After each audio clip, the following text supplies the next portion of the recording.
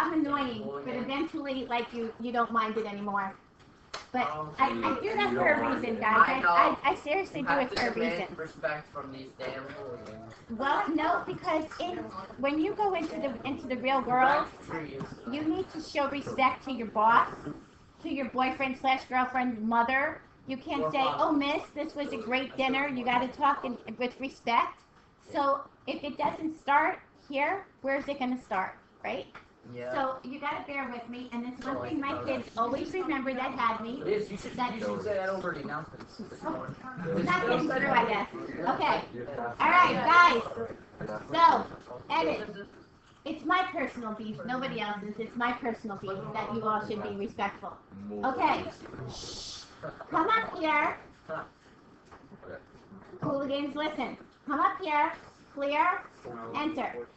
That'll clear. Enter. Clear and Enter. Now, take the first one and put each one into your calculator. It does not have to be in order. Just take them, whatever they did, put it in there. If you make a mistake like I just did, go back over it and type over it. calculate how long it's going to take. You get like bread sandwiches.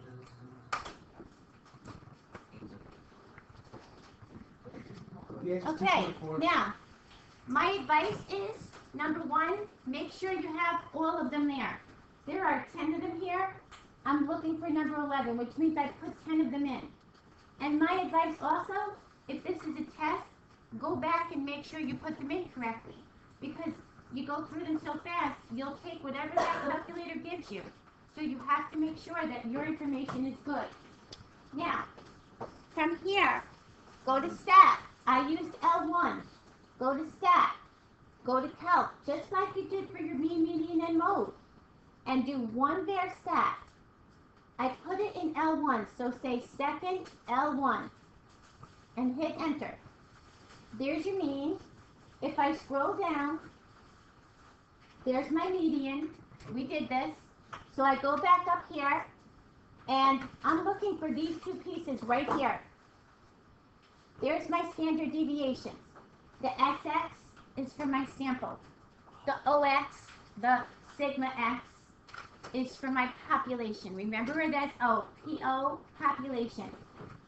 I looked to see what my problem said. My problem said this is a population data set. So my numbers are in whole numbers. My mean is 8.1. So I'm going to take my sigma and put this in tenths as well. This is my standard deviation. This is what we did that big table yesterday for. And for those of you that weren't here yesterday, we made a table. We put all your x's down here. We found the mean. We took the difference between them. We squared them. We added that all up. We divided by n. We took the square root. We did it the long way by hand. Do I need you to be able to do that? No, I just needed you to know where it comes from. Because it doesn't just come from your calculator. There's a reason for that to end up like that. Now, here's a little trick. To find your variance.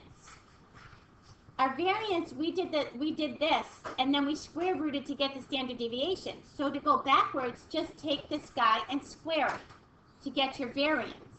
Your variance is whatever your standard deviation is squared. Now, here's a little trick in your calculator. If you go to stat, if you go to vars, hit the vars button. Come down to number 5, statistics.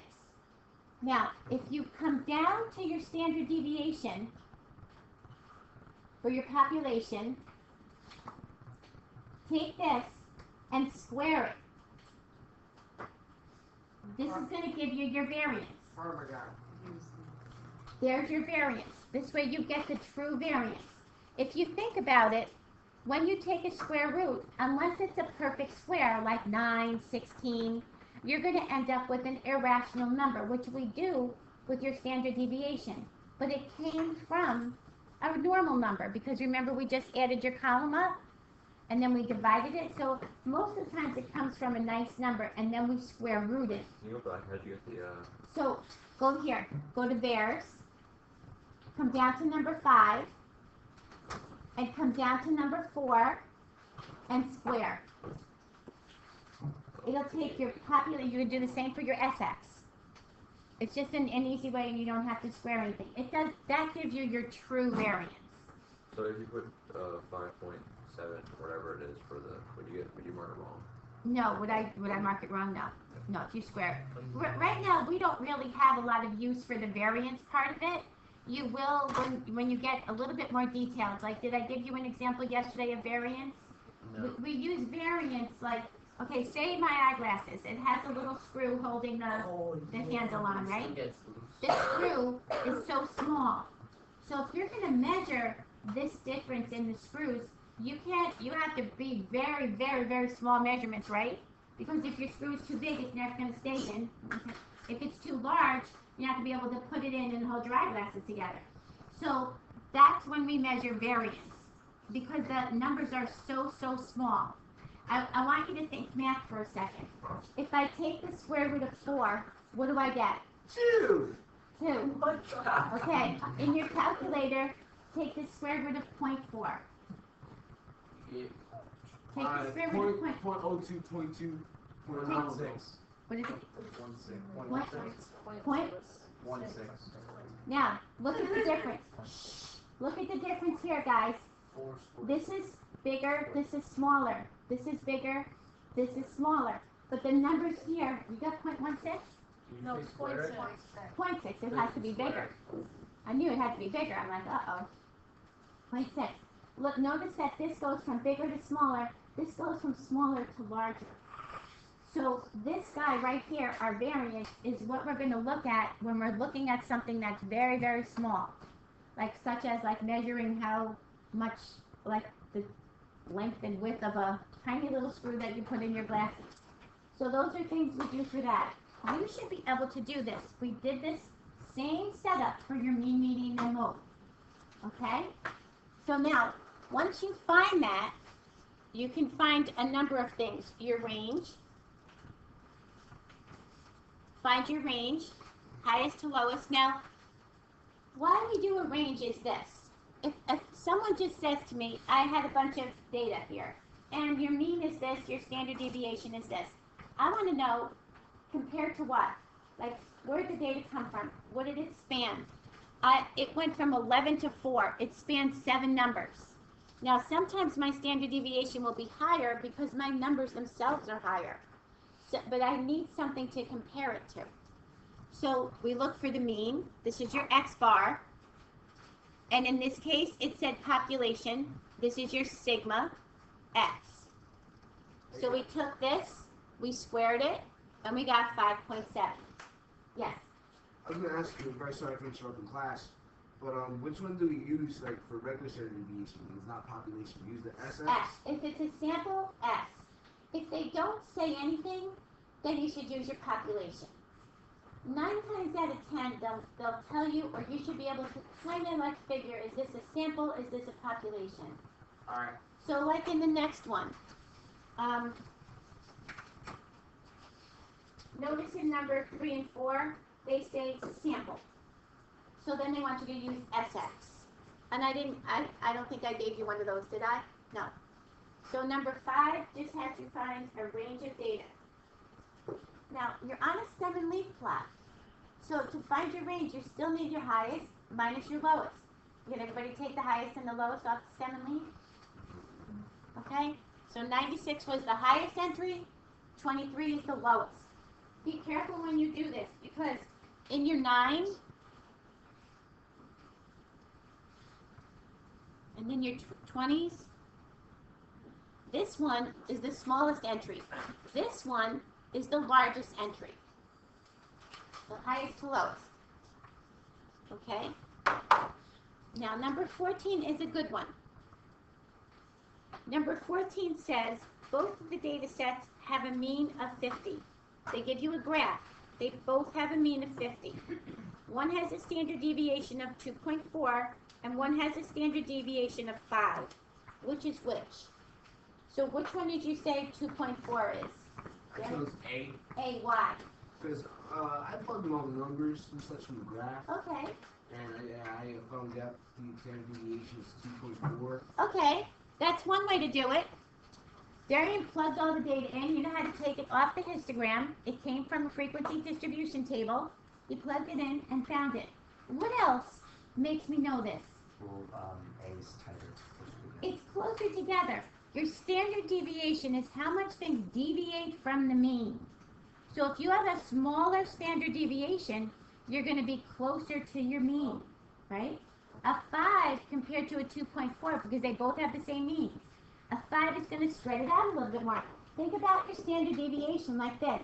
If 50 is here, and this is 2.4, this is 52.4. See how close it is? If this is 50, and this is 5, now this is 55. It's spread out a little bit more. So your standard deviation, the smaller it is, the closer to the mean it is. Your data is closer.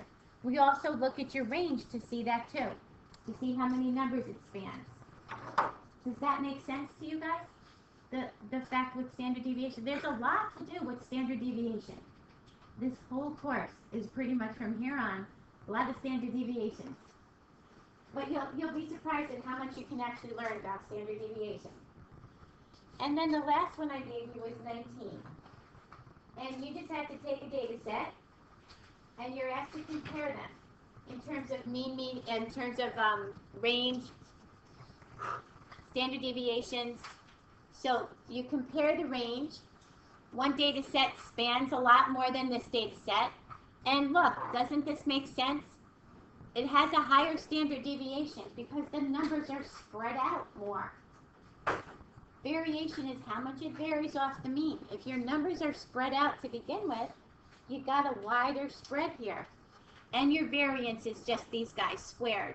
So your variance, of course, goes in, accordance with this. But this is the part that you need to see. The variance, we can always just square the standard deviations. We actually do a whole separate thing when we do variance. We do a chi-square thing for variances. It's kind of separate from this. So, but what I want you to see is kind of relate this to the range of data. They didn't necessarily show us, we can see all the data, but you can see that they didn't show us the graph, but you can see by your data that you are more spread out in this one.